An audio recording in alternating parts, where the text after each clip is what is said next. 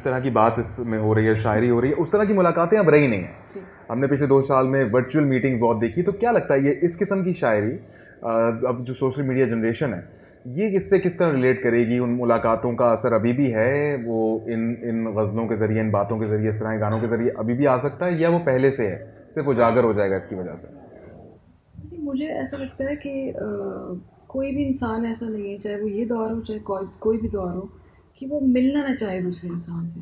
मैं इस बात को मान ही नहीं सकती।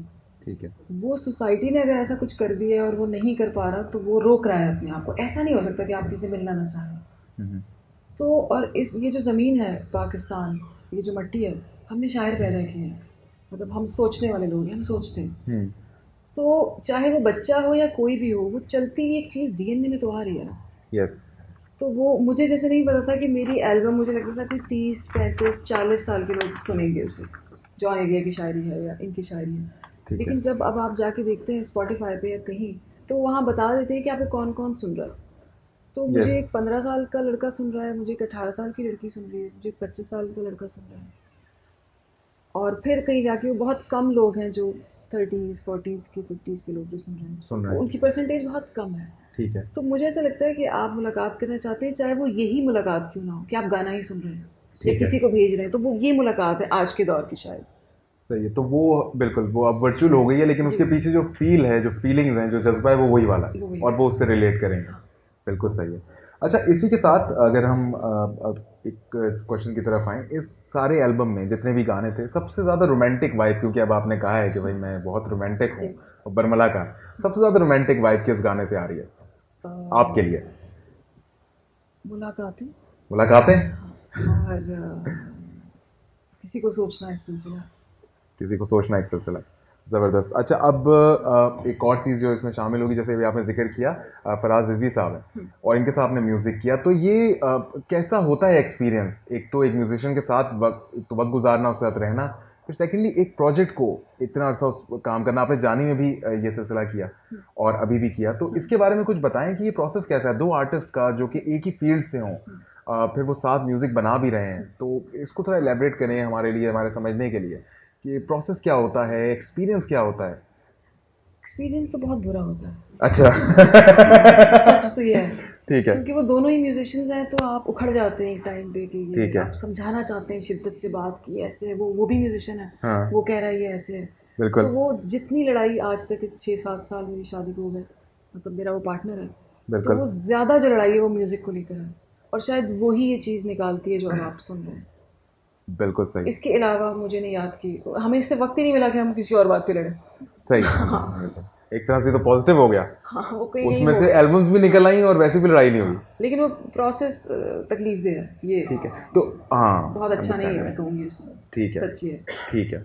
तो वो एग्जॉस्टिंग और टाइम कंज्यूमिंग और वो सारा बिल्कुल। सिलसिला ठीक हो गया।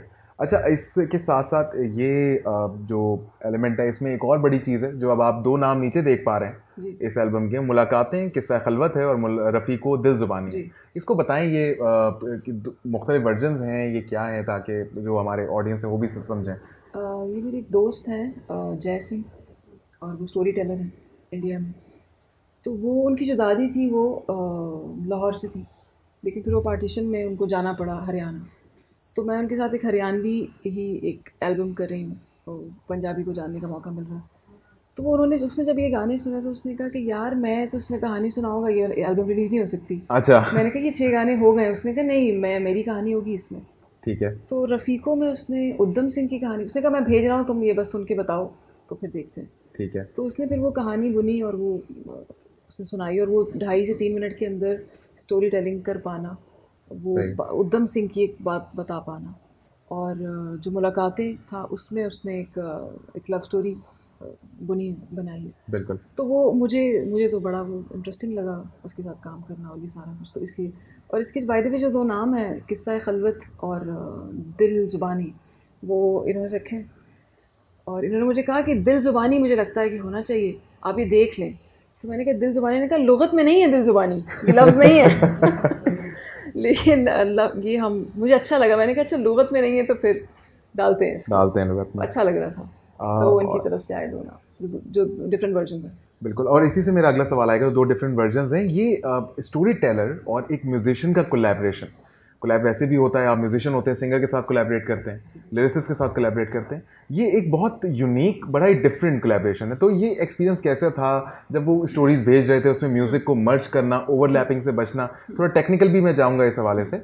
तो ये कैसा प्रोसेस था? लर्निंग थी, एग्जॉस्ट हो रहे थे उसमें, उसको उससे नया सीख रहे थे? किस चीज़ की मिकदार ज़्यादा थी इन सारी चीज़ों में? मैं चाहूंगी कि टेक्निकल में ना ही पड़े। अच्छा, हाँ, ठीक है। मतलब एल्बम आ गई है, एल्बम आप सुने और करें, ठीक है। क्योंकि वो मैं इतनी थक गई हूँ, वो हाँ, बड़ा मुश्किल काम है। लेकिन एक्सपीरियंस प्लेजेंट था। नहीं, कैसे हो सकता है? आर्टिस्टिक एक्सपीरियंस है, मतलब वो ठीक है, प्रेजेंट वो तब तक है जब आप कंपोज कर रहे हैं उसे। ठीक है। आप शायरी पढ़ रहे हैं, कंपोज कर रहे हैं, घर में घूम रहे हैं, मजे ले रहे हैं, ये सब कुछ हो रहा है। लेकिन जब वो आता है कि म्यूजिक भी बनाना है, वो इतने मिनट में भी होना चाहिए, क्योंकि मैं अभी भी मतलब मुझसे खुद अब 8 से 9 मिनट की चीज़ नहीं सुनी जाती अगर उसमें बिल्कुल। पूरी रूह ना हो। ठीक है।